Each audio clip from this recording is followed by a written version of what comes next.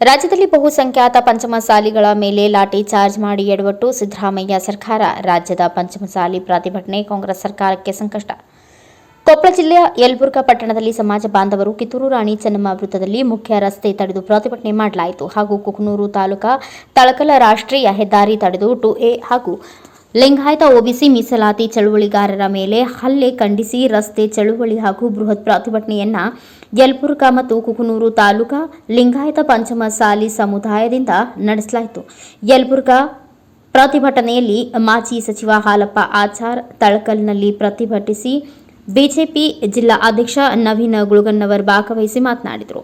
ಈ ಸಂದರ್ಭದಲ್ಲಿ ಕೊಪ್ಪಳ ಜಿಲ್ಲಾ ಲಿಂಗಾಯತ ಪಂಚಮಸಾಲಿ ಸಮಾಜದ ಅಧ್ಯಕ್ಷರಾದ ಬಸನಗೌಡ ತೊಂಡಿಹಾಳ್ ಸೇರಿದಂತೆ ಅನೇಕ ಮುಖಂಡರು ಮಾತನಾಡಿ, ಬಸವಜಯ ಮೃತ್ಯುಂಜಯ ಸ್ವಾಮಿಗಳ ನೇತೃತ್ವದಲ್ಲಿ 2A ಮೀಸಲಾತಿ ಹೋರಾಟವನ್ನು ಬೆಳಗಾವಿ ಸುವರ್ಣಸೌಧದ ಮುಂಭಾಗದಲ್ಲಿ ಮಂಗಳವಾರ ಹಮ್ಮಿಕೊಳ್ಳಲಾಗಿತ್ತು. ಇದೇ ಸಂದರ್ಭದಲ್ಲಿ ಪೊಲೀಸರು ಪ್ರತಿಭಟನೆ ನಿರತರನ್ನ ದುರುದ್ದೇಶಪೂರ್ವಕವಾಗಿ ಲಾಠಿ ಚಾರ್ಜ್ ನೆಪದಲ್ಲಿ ಮಾರಣಾಂತಿಕ ಹಲ್ಲೆ ನಡೆಸಿದ ಹಿನ್ನೆಲೆಯಲ್ಲಿ ಸುಮಾರು ಸಾವಿರಾರು ಜನರಿಗೆ ಗಂಭೀರ ಗಾಯಗಳಾಗಿದ್ದು, 100ಕ್ಕೂ ಹೆಚ್ಚು ಹೋರಾಟಗಾರರ ಜೀವನ ಚಿಂತಾಜನಕವಾಗಿ ಆಸ್ಪತ್ರೆಯಲ್ಲಿ ಚಿಕಿತ್ಸೆ ಪಡೆಯುತ್ತಿದ್ದಾರೆ. ಸ್ವತಃ ಲಾಠಿ ಹಿಡಿದುಕೊಂಡು ಸ್ವಹಿತಾಸಕ್ತಿ ತೋರಿಸಿ ಪಂಚಮಸಾಲಿ ರೈತರ ಮೇಲೆ ಮಾರಣಾಂತಿಕ ಹಲ್ಲೆ ಮಾಡಿದ ಪೊಲೀಸ್ ಮಹಾನಿರ್ದೇಶಕ ಎಡಿಜಿಪಿ ಆರ್ ಹಿತೇಂದ್ರ ಅವರನ್ನ ಕೂಡಲೇ ಸೇವೆಯಿಂದ ವಜಾಗೊಳಿಸಬೇಕು. ಈ ಗುಂಡಾ ವರ್ತನೆ ಸರ್ಕಾರ ಮತ್ತು ಸಿದ್ದರಾಮಯ್ಯನವರು ಮುಂದುವರಿಸಲು ಅನರ್ಹರು. ಈ ಇಬ್ಬರನ್ನ ಕೂಡಲೇ ವಜಾಗೊಳಿಸಬೇಕು ಎಂದು ಆಗ್ರಹಿಸಿದರು.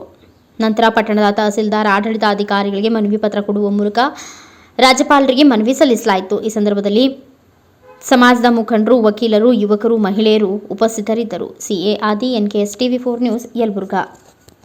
ಇದು ಆರಂಭ ಅಂತ ಅಲ್ಲ, ಪೂಜಕರುಗಳು ಹೇಳಿದರೆ ಇದು ಆರಂಭ. ನಾವು ಪಂಚಸೇನಾ ಸಂಘಟನೆಯವರು ಪ್ರತಿ ಗ್ರಾಮದಿಂದ ಯುವಕರು ಇಂದಿನಿಂದ ಸಿದ್ಧರಾಗಿ ಮುಂದೆ ಹೋರಾಡಕ್ಕೆ ಕಿತ್ತೂರು ರಾಣಿ ಚೆನ್ನಮ್ಮ ಹೆಂಗವಾಗ ಒಂದು ಹರಾರ ಮಾಡಿ ಹೋದ್ರು ಪೂಜಕರು ಹರಾರ ಅಂದಿದ್ದಾರೆ. ಇನ್ನು ನಾವು ಯುದ್ಧಕ್ಕೆ ಹೋಗೋದೇ ತಯಾರು. ಅದಕ್ಕೋಸ್ಕರ ಎಲ್ಲ ಯುವಕರು ಇಂದಿನಿಂದಲೇ ಯುದ್ಧಕ್ಕೆ ಎಲ್ಲರೂ ಹಾಸ್ಪಿಟ್ಲ್ ಹೋಗಿ ಮಾತಾಡ್ಸಿ ಬಂದಿವಿ. ಇವತ್ತು ಅವ್ರು ಏನಾದ್ರು ಈಗ FIR ಹಾಕಿ ಆ FIR ವಾಪಸ್ ತಕ್ಕೊಳ್ಳಿಲ್ಲ ಅಂದ್ರ ಇದು ಇನ್ನ ಶಾಂತ ರೀತಿಯಿಂದ ಹೊಂಟೈತಿ.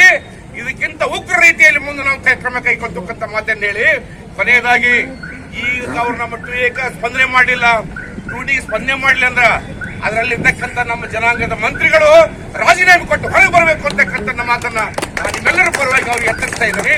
ದಯವಿಟ್ಟು ಯಾವತ್ತೂ ಪರವಾಗಿಲ್ಲ, ಸಹಾನುಭೂತಿ ಇಲ್ಲ, ಕರುಣೆ ಇಲ್ಲ. ಯಾವತ್ತೂ ಸಮಾಜದ ಮೇಲೆ ದಬ್ಬಾಳಿಕೆಯನ್ನು ಮಾಡ್ತಕ್ಕಂಥ ಈ ಕಾಂಗ್ರೆಸ್ನವರು